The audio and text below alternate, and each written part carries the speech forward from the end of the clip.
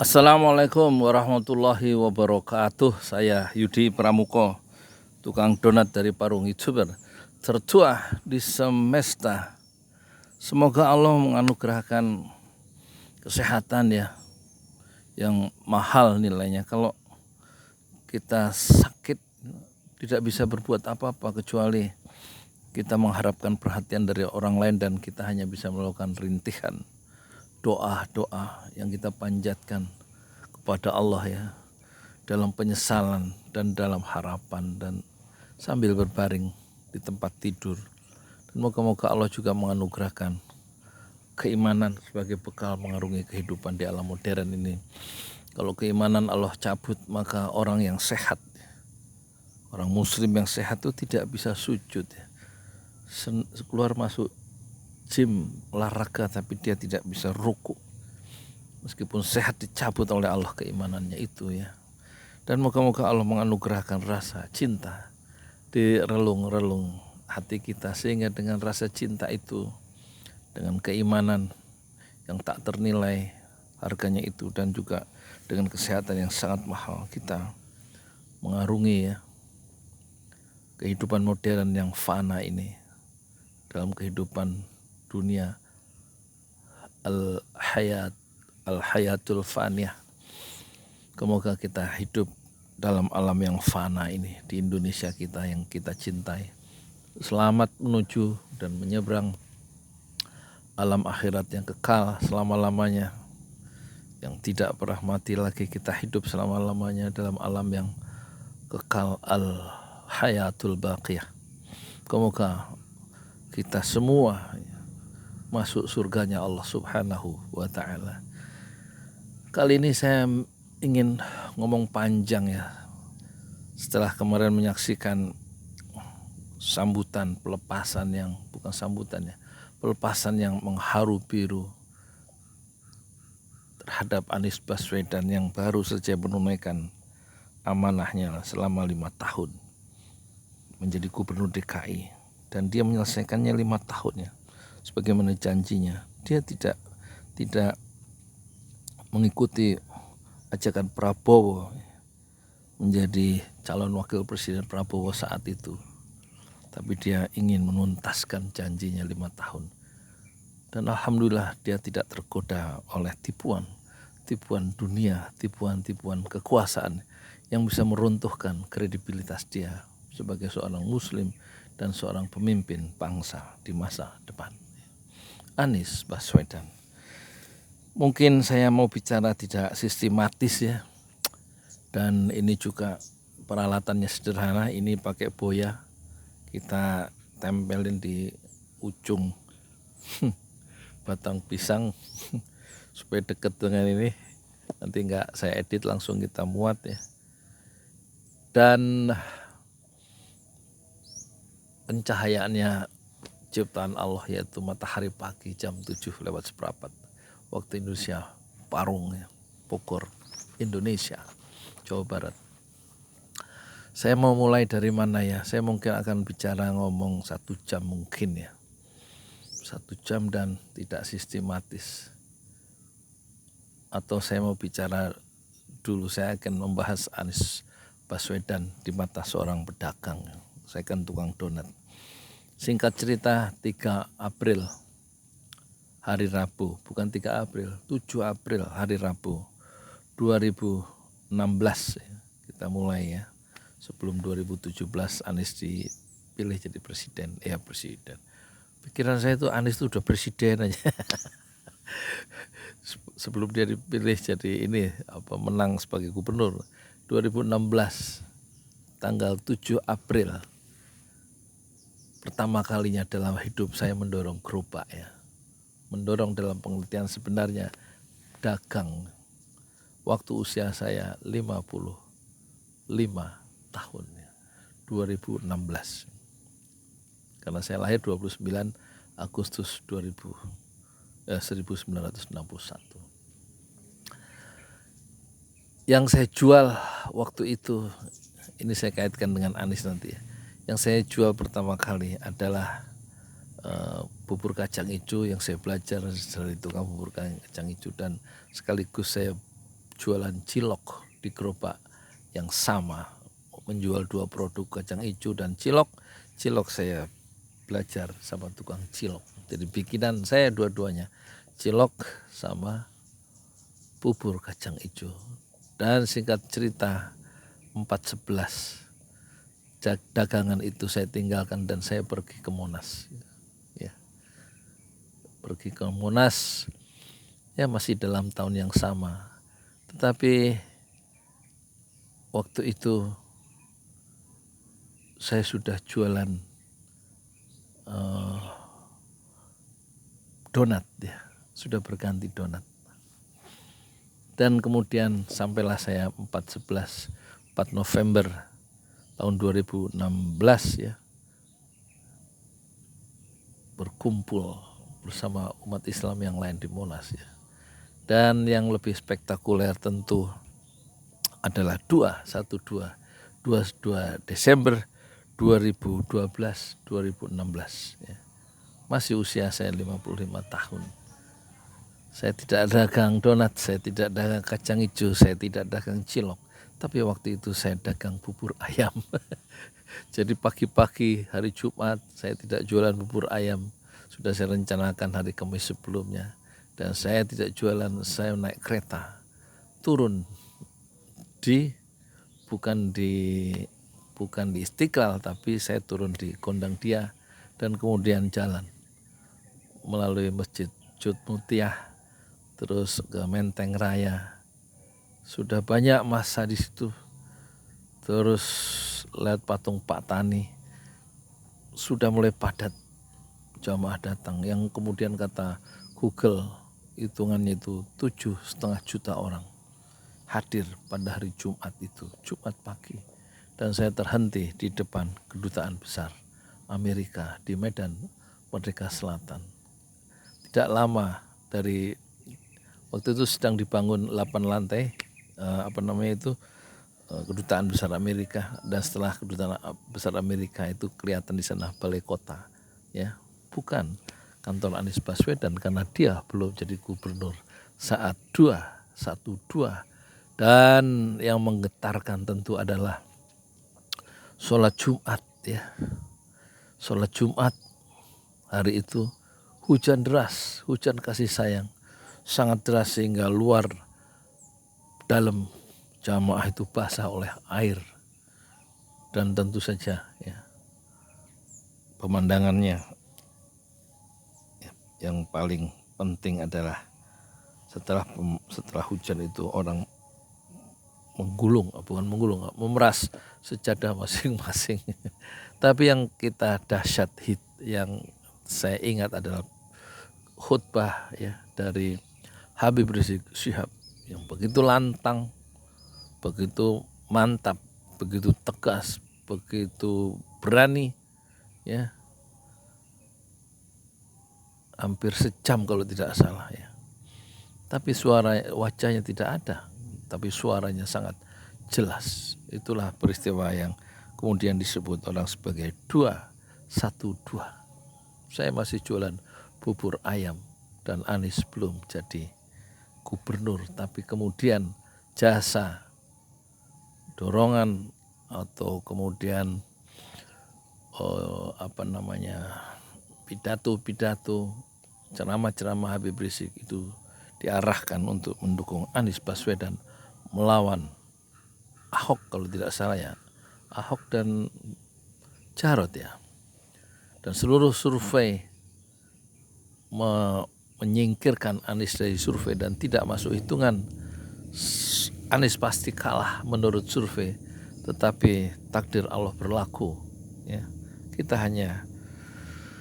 manusia hanya menerima takdir Allah yang berlaku itu. Anies kemudian terbukti berhasil menggulingkan gubernur sebelumnya dan dia menjadi gubernur, dilantik 16 Oktober 2017 dan kemarin berakhir 16 Oktober 2022. 5 tahun dia menjadi gubernur. Sayang saya bukan warga DKI ya, bukan warga DKI, tapi saya warga Bogor yang kemudian di Bogor ini ada 2 bupati yang masuk penjara. Satu Rahmat Yasin dari P3 dan kemudian diganti oleh adik kandungnya Ade Yasin yang sekarang juga berurusan dengan KPK, dan dua-duanya nasibnya berbeda dengan Anies, masuk penjara karena persoalan keuangan, sementara Anies Baswedan laporan keuangannya adalah apa itu istilahnya itu wajar tanpa pengecualian, WTP ya, 5 tahun berturut-turut ya. Menurut institusi resmi berarti dia selamat dari segi keuangan. Tapi lawan-lawan politiknya tentu memasang tali-tali lasso untuk menjerat leher Anies Baswedan dengan Formula E. Meskipun orang sudah menduga, orang sudah bisa memastikan Anies tidak mendapatkan uang, tidak menerima uang yang akan menjerumuskan dia ke balik jeruji besi sebagaimana gratifikasi yang diterima oleh Rahmat Yasin dan juga Ade Yasin. Satu prestasi atau satu masa yang oleh Anies Baswedan selama 5 tahun dimanfaatkan seoptimal mungkin dengan kepemimpinannya yang ramah, kepemimpinan yang lembut, kepemimpinannya yang egaliter, setara, dan menegakkan keadilan sosial bagi semua dan tidak memperkaya diri sendiri meskipun kekayaannya yang saya lihat itu di LKPHN ya, itu sekitar hampir 11 miliar ya. Ya belum apa-apa dibanding kekayaan Prabowo yang berapa itu 2,3 triliun ya, atau kekayaan Luhut itu hampir 70 kali lipat besarnya dari Anies, yaitu 700 hampir 800 miliar. Luhut Binsar Panjaitan, menteri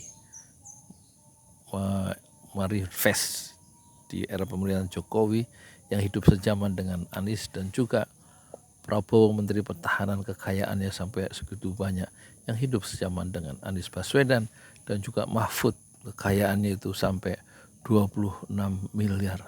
Padahal dia tadinya seorang dosen yang duitnya nggak banyak, dosen di Jogja. Tapi dengan politik uangnya Pak Mahfud menggelembung ya kita nggak tahulah urusan dia. Tapi juga di masa Anies Baswedan saya menyaksikan banyak orang keluar masuk penjara. Orang keluar masuk penjara ada yang karena korupsi, dan juga banyak yang karena karena kritik-kritik mereka terhadap kekuasaan. Saya lihat banyak orang masuk penjara. Ada Habib Rizik, ada Habib Bahar, ada Syahganda Nainggolan, kemudian ada Anton Permana, ada Ruslan Buton, ada Jumhur Hidayat, ada siapa lagi itu, ada banyak ya, ada Ustadz Alfian Tanjung, luar biasa ya. Dan entah berapa ratus atau berapa ribu orang yang kalau menurut hitungan Ustadz Alfian Tanjung masih ada 3.000 yang dipenjara. 3.000, saya nggak tahu apa betul apa enggak, tapi menunjukkan bahwa kebebasan untuk menyatakan pendapat dan mengkritik pemerintahan itu bisa masuk penjara, sebagaimana Gus Nur yang terakhir untuk kedua kalinya dia ditahan bersama Bambang Tri ya. Jadi kalau di zaman SBY dan di zaman Gus Dur dan di zaman Habibie itu tidak ada orang yang dipenjara ya. Mengkritik presiden sekeras-kerasnya tidak ada yang ditangkap. Tetapi di era sekarang, di era Anies Baswedan, itu mengkritik pemerintahan itu masuk penjara. Bukan mengkritik Anies Baswedan ya, mengkritik yang lain. Yang nggak usah disebutin, semua juga udah tahu ya kan. Jadi saya melihat kontras ya, kontras kepemimpinan Anies Baswedan berbeda dengan Ganjar yang katanya di masa kepemimpinan Ganjar sebagai gubernur itu daerah miskin bertambah, orang miskin bertambah. Tapi di era kepemimpinan Anies Baswedan yang orang-orang Jakarta yang tinggal di DKI itu orang-orang kaya itu bertambah. ya kekayaan pejabat-pejabat itu. Luar biasa. Saya ngomong apa ora jelas. Oh ya, tentang yang saya alami ya. Akhirnya saya kemudian setelah Anies Baswedan terpilih ya, dilantik jadi apa itu?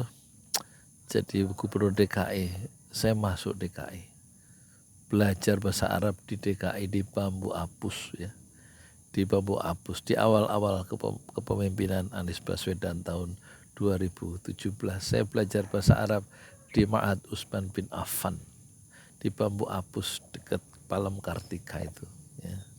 Di sana saya belajar bahasa Arab hari Senin, Selasa, Rabu, Kamis, Jumat 5 kali ya, dalam seminggu jam 1 siang sampai jam 6.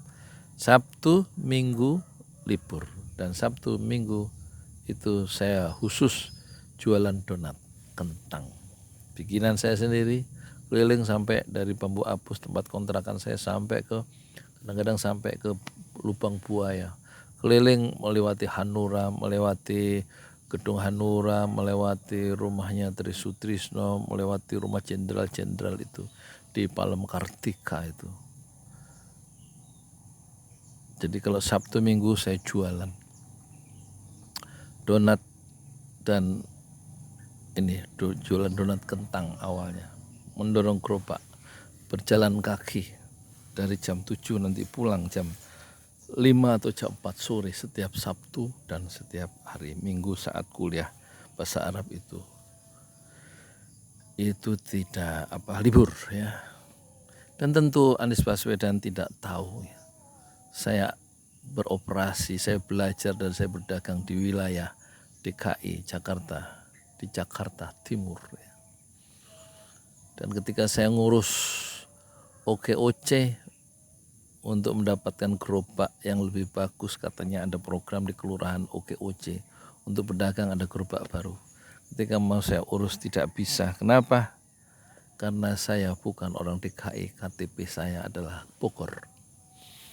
Jadi tertutuplah saya mendapat gerobak. Kesedihan itu terasa nyata buat saya sebagai pedagang yang saya bawa gerobak dari Parung dengan GoBox dari Gojek itu GoBox, gerobak itu masuk ya. Itu harganya aja dari Parung ke mana itu ke Bambu Apus Jakarta Timur ongkosnya 400.000 waktu itu, dibantu sama adik kandung saya bayarin membawa gerobak itu lewat GoBox. Berjuang saya di DKI dagang dan mencoba meraih peruntungan mengambil gerobak dari program OKOC, tidak berhasil karena saya bukan warga DKI. Dan terus saya amati sedikit demi sedikit perjalanan sejarah proses-proses sosial politik ya di Indonesia ini sampai kemudian saya dengar Habib Rizik tidak bisa pulang ya. Setelah terpilihnya Anies yang dia dukung secara total ya. Habib Rizik mendukung Anies ya. Dan orang memilih Anies karena seruan seorang Habib Rizik, meskipun diklaim bahwa partai-partai lain juga bekerja keras, Gerindra dan lain-lain, PKS, tapi Habib Rizik adalah tokoh yang tidak bisa disingkirkan dalam proses-proses kemenangan politis ya Anies Baswedan menjadi gubernur DKI. Pertarungan yang sangat brutal ya, karena melibatkan dana yang besar dari pihak sana. Dengan segala macam, mengerahkan lembaga survei, semuanya menyudutkan Anies ya. Dan juga hampir tidak terbatas guyuran dana untuk memenangkan Ahok. Dan kemudian Ahok ya di penjara,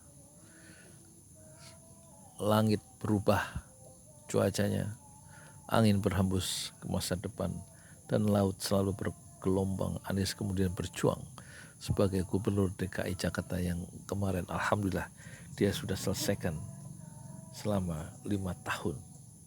Tetapi meskipun dia sukses, dipuji banyak orang, dipuji para pengamat Anies Baswedan, tapi nasib saya tidak berubah. Sekarang saya jualan mie ayam. Mie ayam, mie-nya bikin sendiri, semur ayamnya saya bikin sendiri. Ya itulah ya, rakyat harus menolong dirinya sendiri. Tapi setidak-tidaknya saya bisa memberikan satu bantuan sedikit ya, menyalurkan donasi dari penonton pesantren Ojo Lali, sehingga pedagang-pedagang sini sudah ada 28 gerobak yang kita berikan cuma-cuma ya. Gerobak dengan program Grodol, gerobak dakwah pesantren Ojo Lali ya. Saya nggak punya uang karena saya juga mencari uang. Sumber penghasilan saya hanya 2, satu jualan mie ayam sekarang dan juga gaji bulanan dari Google AdSense ya.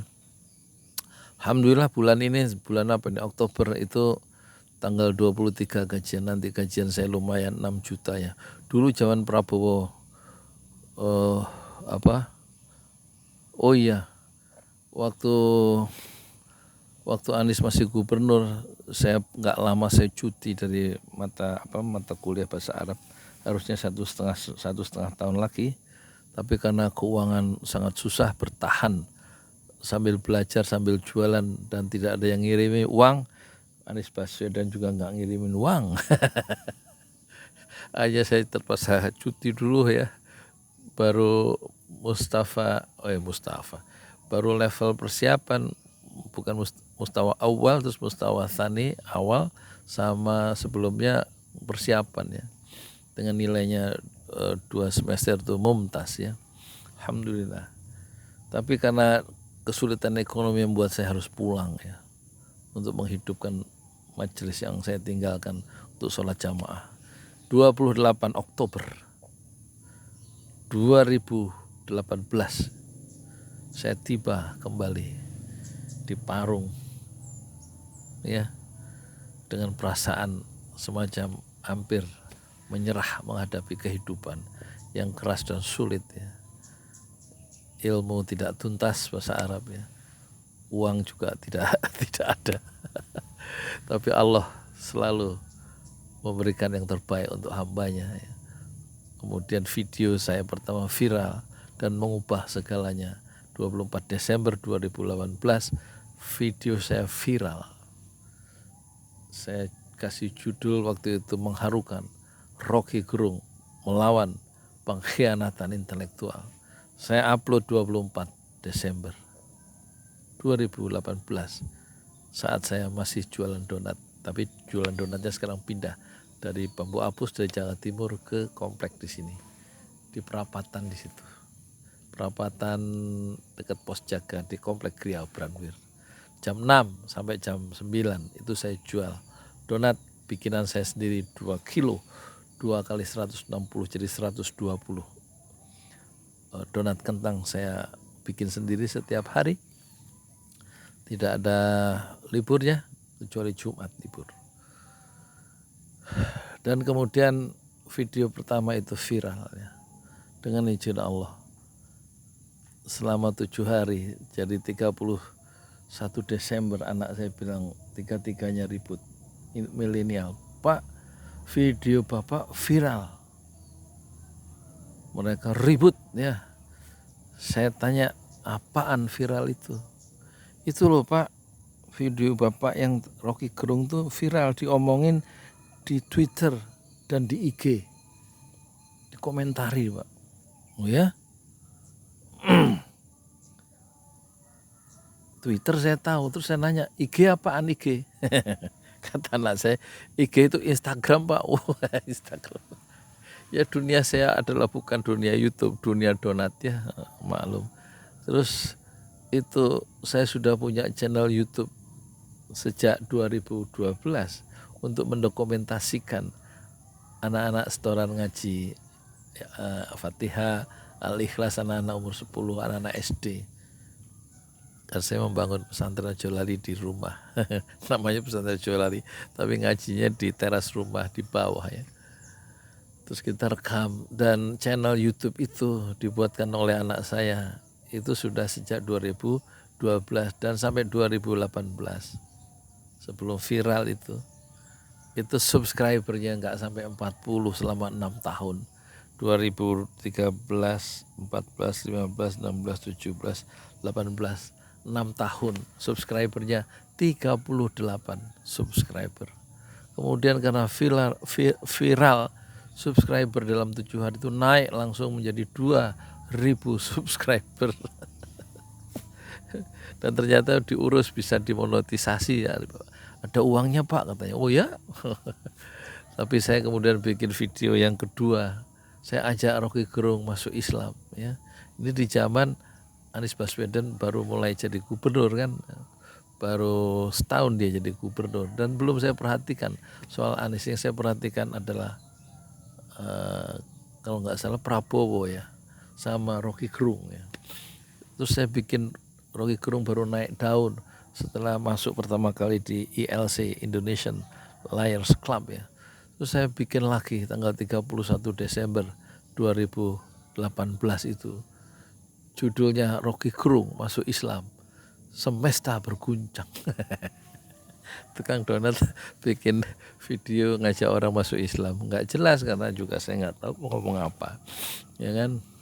Ngajak dia bersyahadat supaya sukses selamat di dunia sampai akhir. Masuk Islam nggak ada cara lain meskipun dia pintar ya. Kalau nggak masuk Islam percuma gitu. Kira-kira gitu bahasa kasarnya. Tapi saya coba bikin agak lebih canggih supaya kelihatan pintar.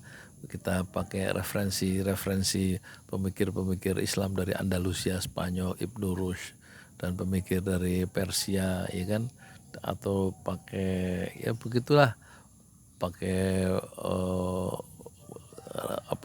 hukum Pareto, sosiolog dari Itali itu supaya kelihatan pintar gitu loh.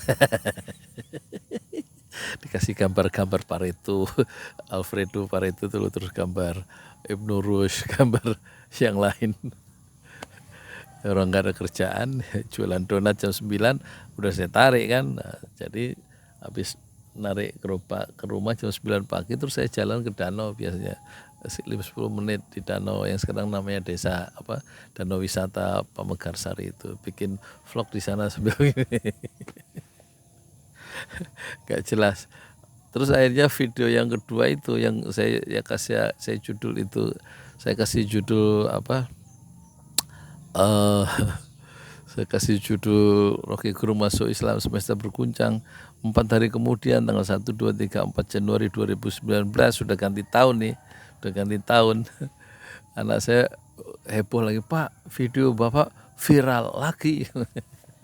Saya ditulis sama Tribun News, saya lihat dalam 4 hari yang nonton berapa itu 200.000. Terus subscribernya juga loncat dari 2.000 subscriber sejak video pertama Rocky Gerung melawan pengkhianatan intelektual menjadi video yang kedua itu menjadi dari 2.000 loncat ke 24.000 subscriber. Jadi setiap hari ada penambahan hampir 6.000 subscriber baru. Heboh semuanya. Ya heboh di komentar-komentar itu pada berantem itu bukan tukang donat tuh katanya. Masa tukang donat ngomongin gitu. Ada yang bilang iya dia tukang donat tuh beneran tuh ada gerobaknya. Ya saya akhirnya tetap jualan donat lagi setiap jam 6 sampai jam 9 gitu.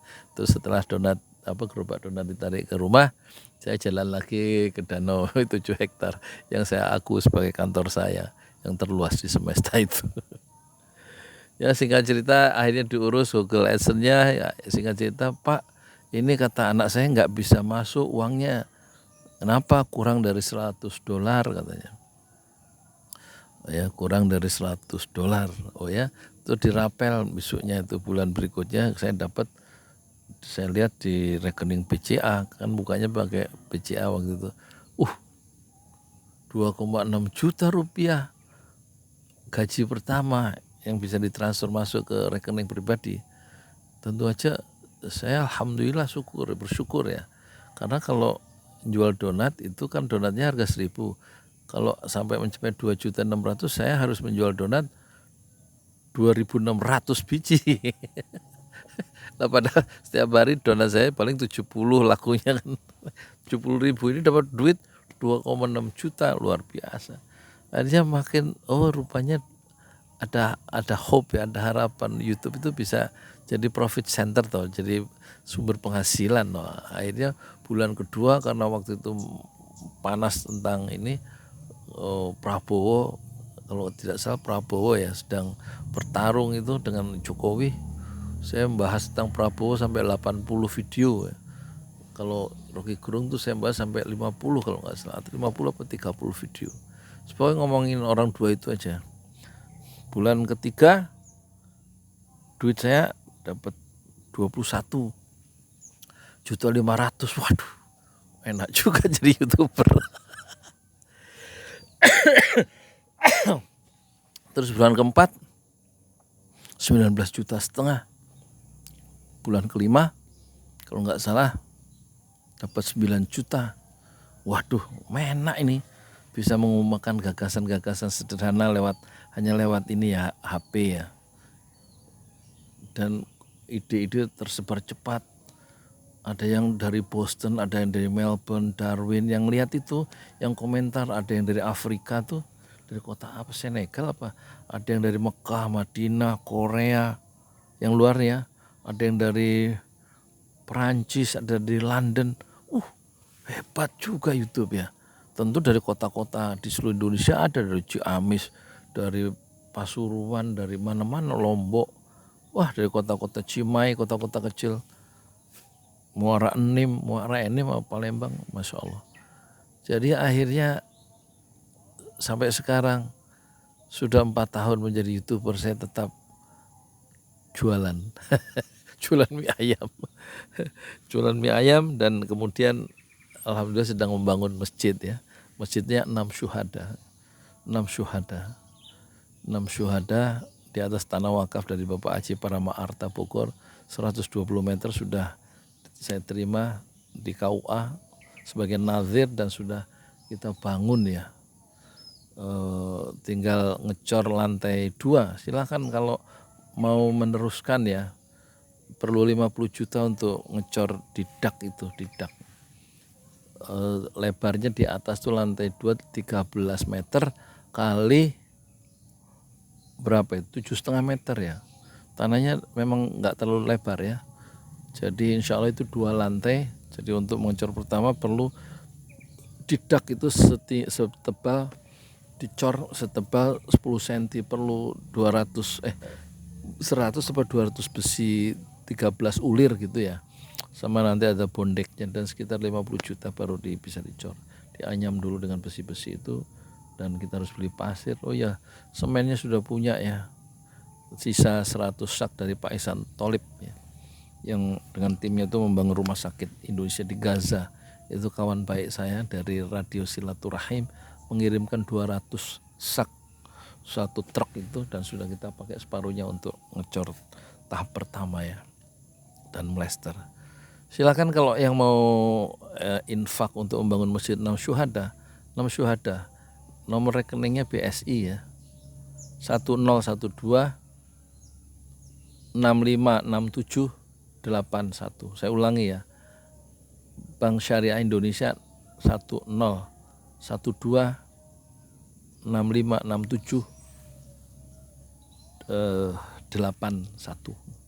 Silahkan ya, dengan motivasi dari Rasulullah Shallallahu Alaihi Wasallam yang bersabda, man bana masjidan lillah, siapa yang membangun masjid karena Allah, banallahu lahu fil jannah mithlah, rawahu Muslim. Allah pasti membangunkan sebuah rumah yang semisal dengan masjid yang dibangun itu di surga ya. Man bana masjidan lillah, banallahu lahu fil jannah mithlah, hadis riwayat Muslim. Siapa yang membangun masjid karena Allah, kata Rasulullah, banallahu lahu fil jannah, maka Allah akan membangunkan sebuah rumah di surga.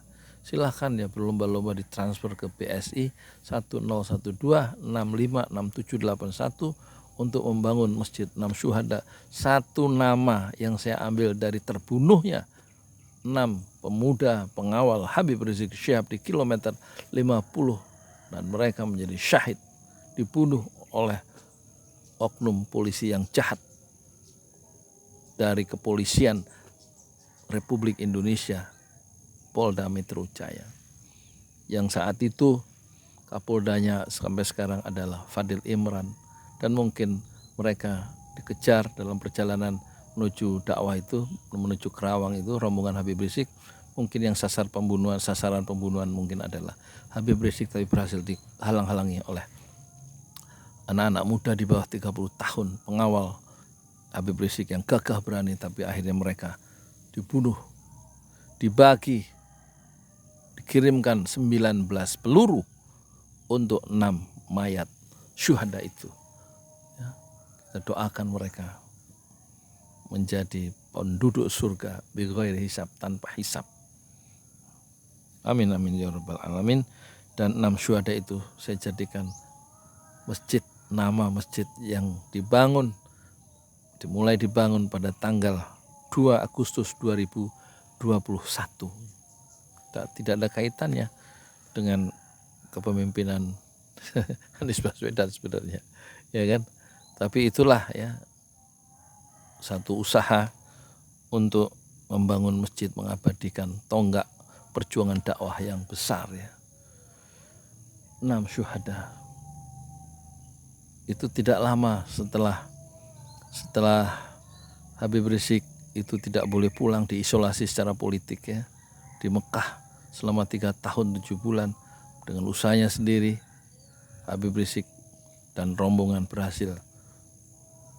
pesawatnya berhasil menyentuh landasan Bandara Soekarno-Hatta pada tanggal 10 November 2020 dan 7 Desember pembantaian di kilometer 50 itu terjadi sebelum genap 1 bulan.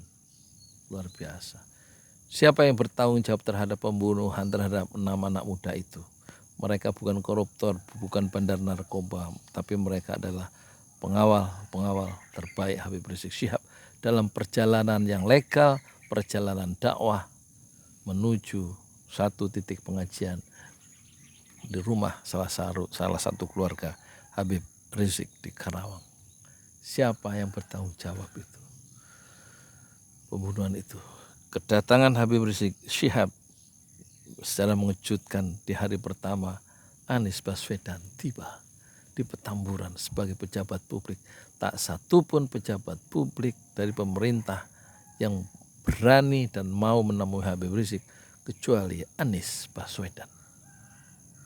Bahwa kemudian ada Fadlizon, tentu dia dikenal sebagai tokoh oposisi, tapi Gubernur Anies Baswedan adalah gubernur ya, yang jabatannya tentu sangat mentereng, tapi dia menyalami, bersilaturahmi kepada Habib Rizik Syihab yang baru saja tiba 3 tahun 7 bulan itu dia diisolasi, tidak dibantu kepulangannya oleh pemerintah, meskipun Habib Rizik itu sudah berjumpa di Jeddah di sebuah hotel dengan Tito Karnavian sebagai Kapolri kalau tidak salah, dan berjumpa dengan Budi Gunawan sebagai ketua atau kepala Badan Intelijen Negara. Mungkin terjadi negosiasi yang gagal sehingga Habib Rizik tetap tidak bisa pulang. Setelah kita harus tahu pada satu saat mungkin Habib Rizik akan menuliskan ya perjumpaan dengan Budi Gunawan dan Tito Karnavian itu adalah satu episode yang penting dalam sejarah politik Indonesia modern yang tidak berhasil membawa Habib Rizik kembali ke Indonesia, tapi tetap diisolasi dan tidak bisa pulang dan tidak dibantu kepulangannya oleh pemerintah, kecuali menurut Habib Rizik atas usaha dia dan koleganya sendiri. Satu tragedi, satu ironi seorang warga negara Indonesia tidak bisa pulang ke negerinya sendiri.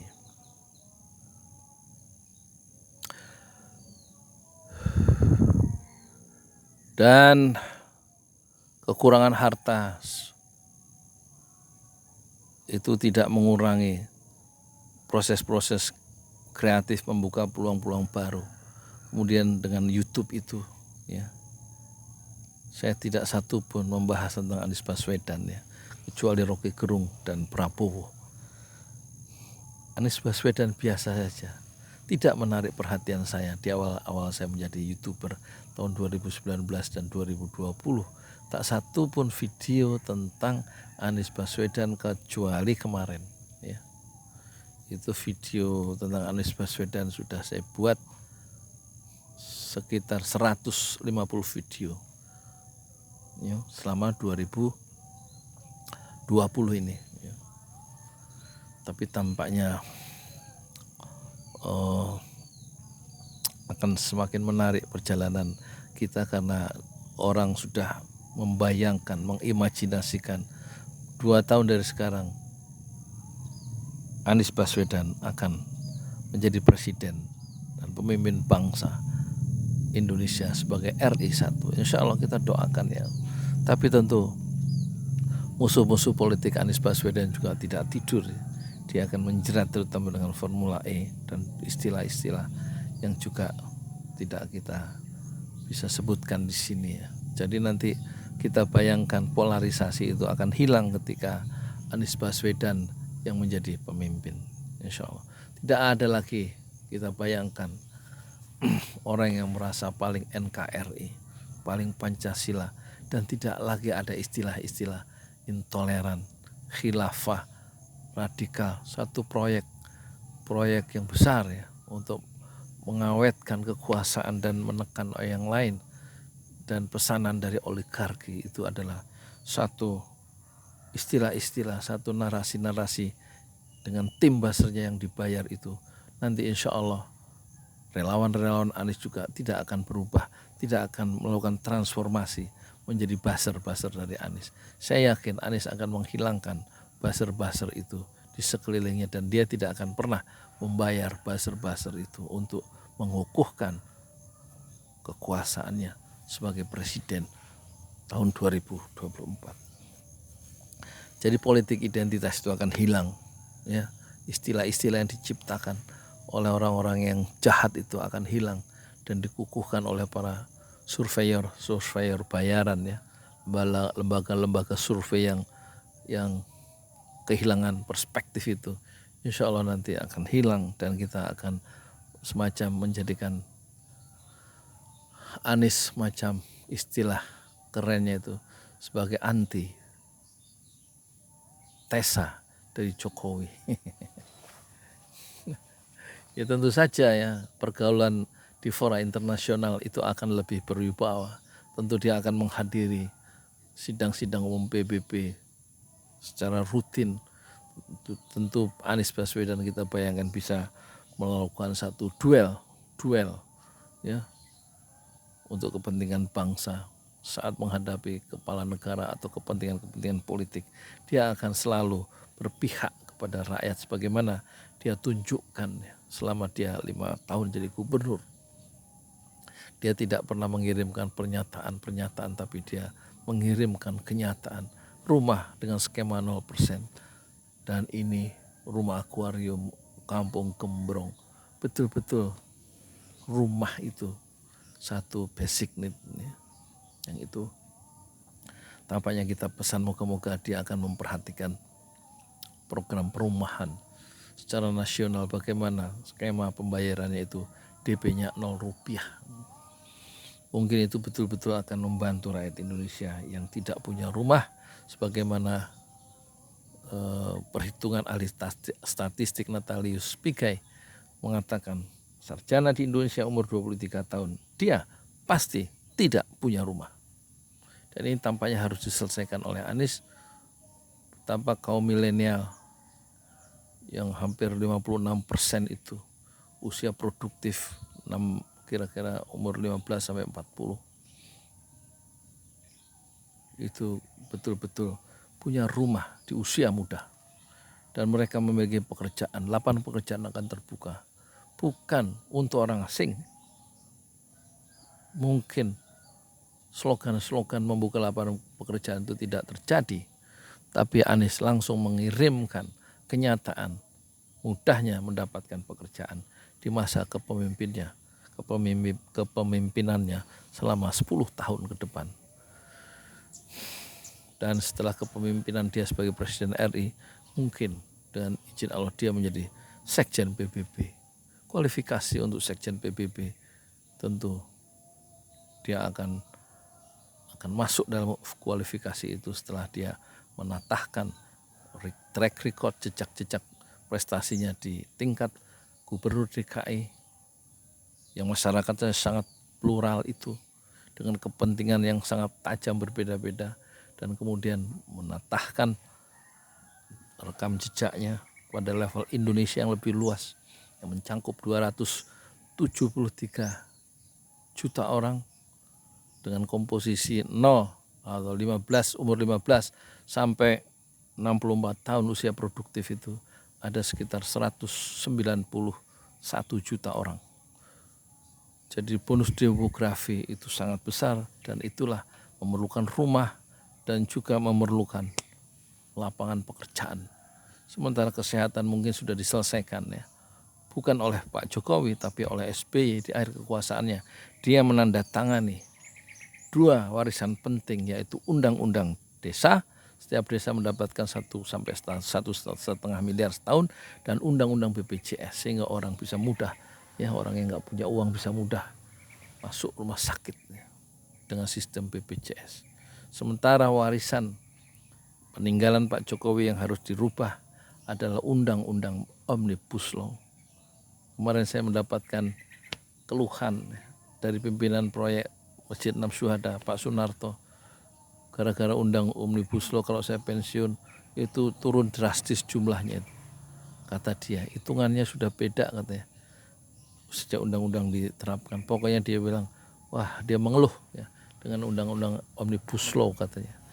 Dan itu sudah lama diprotes oleh di berbagai kota dengan menelan korban sekian ya, dan luka-luka sekian, tapi Pak Jokowi tetap menandatangani warisan Undang-Undang Omnibus Law yang tidak memihak rakyat. Berbeda dengan SBY yang memihak rakyat ya, dengan menandatangani Undang-Undang BPJS dan Undang-Undang Desa. Sementara Pak Jokowi justru menandatangani Undang-Undang pelemahan KPK dan membiarkan Firly Bahuri yang sudah ditetapkan di KPK sebelumnya sebagai orang atau direktur yang melakukan pelanggaran etik berat, tapi oleh DPR diloloskan menjadi ketua KPK, Komisi Pemberantasan KPK. Nah ini semuanya saya lihat dari terjadi di masa Anies Baswedan sebagai gubernur, terjadi pembunuhan 6 laskar Front Pembela Islam. Di saat Anies gubernur DKI terjadi pembubaran HTI, Hizbut Tahrir Indonesia, pembubaran Front Pembela Islam, korupsi di mana-mana, orang masuk penjara begitu banyak, tokoh-tokoh civil society dan lain-lain. Tapi kontras selalu diberikan Tuhan kepada bangsa Indonesia, dan kita bersyukur dalam 5 tahun kepemimpinan Anies justru ya, memberikan kabar baik, satu tangga-tangga kemajuan yang akan berujung atau diteruskan pada tangga-tangga pada kepemimpinan nasional berikutnya. Semoga ya, semoga. Dan entah saya masih ada umur atau tidak ketika Anies Baswedan itu menjadi presiden RI, dan mungkin selama 2 tahun kepemimpinannya menjadi presiden RI, mungkin disitulah masa keemasan bangsa Indonesia di bawah kepemimpinan seorang presiden yang amanah, yang setara, yang mementingkan keadilan, mementingkan rakyat, berpihak pada rakyat, karena dia berpegang pada ucapan Rasulullah, la tunsuruna bidu'afaikum, kamu pasti ditolong oleh Allah, kamu pasti dimenangkan oleh Allah, bidu'afaikum, kalau kamu berpihak pada orang-orang yang du'afa di antara kamu. Dan itu ditunjukkan oleh Anies Baswedan. Dia tidak memihak penguasa, dia tidak memihak pengusaha, tapi dia memihak orang banyak, rakyat yang perlu diberikan ruang-ruang yang lebih setara untuk mereka berjuang menghadapi kehidupan modern. Dan entah apakah Anies Baswedan berhasil mewujudkan sejarah, mengukirkan sejarah emas sehingga Indonesia memiliki satu fase masa keemasan 10 tahun di bawah kepemimpinan Anies Baswedan. Hanya Allah yang tahu. Wallahu a'lam bishawab. Assalamualaikum warahmatullahi wabarakatuh. Saya Yudi Pramuko, tukang donat dari Parung YouTuber tertua di semesta. Fasbir Sobron Jamilah. Bersabarlah dengan kesabaran yang indah. Assalamualaikum warahmatullahi wabarakatuh.